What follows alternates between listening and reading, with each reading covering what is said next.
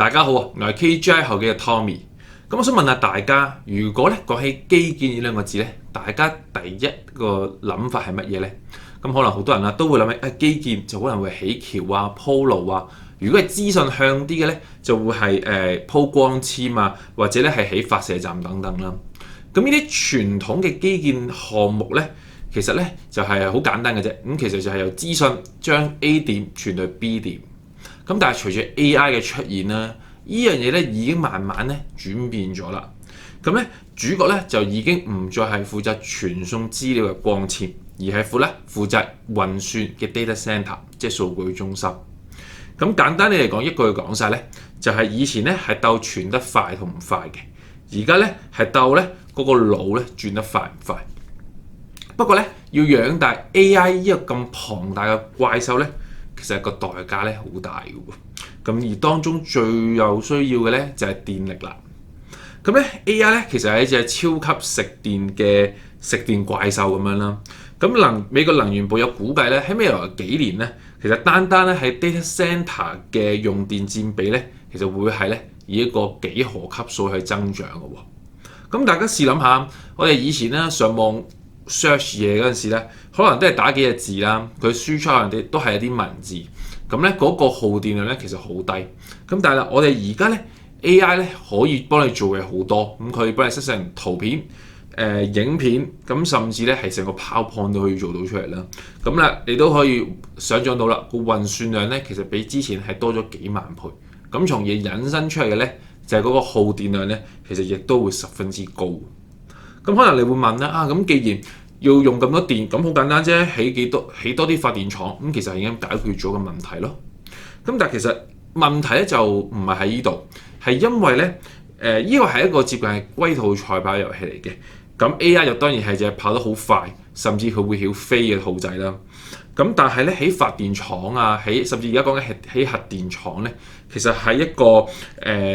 好慢嘅速度嚟嘅，鋪電網咧係需要咧以年計嘅時間咧去做出嚟嘅，去製造嘅。咁所以啦，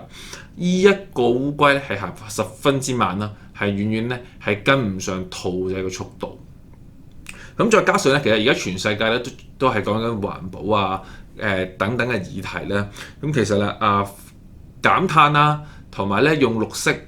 綠電啦，都係啲科技巨頭咧十分注視嘅嘢啦。咁佢哋咧都唔會貿貿然咧去大興土木啊、浪費資源啊，去咁起一啲咧唔環保嘅項目喎。咁所以啦，喺可能做環評啊，或者係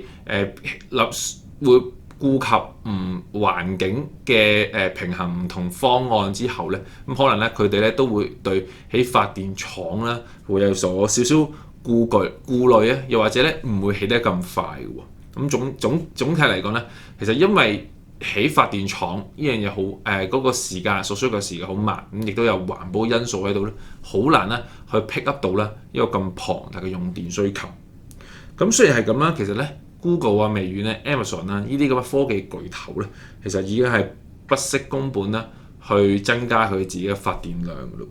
噃。咁因為咧佢哋知道咧，呢場仗咧其實唔可以輸，AI 嘅戰爭咧係而家開始緊咧，咁大家咧都唔可以落後啦，大家都做軍備競賽。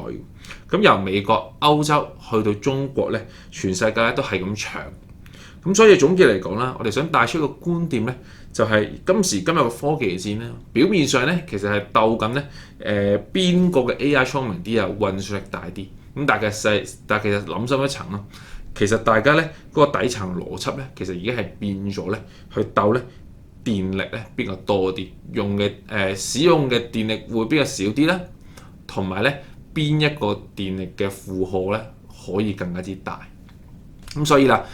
我哋都認為咧，其實電力嘅設備股啊、發電股啊，呢啲咧其實都行業咧都可以提高一線。咁未來佢嘅增長咧都係十分之理想嘅喎。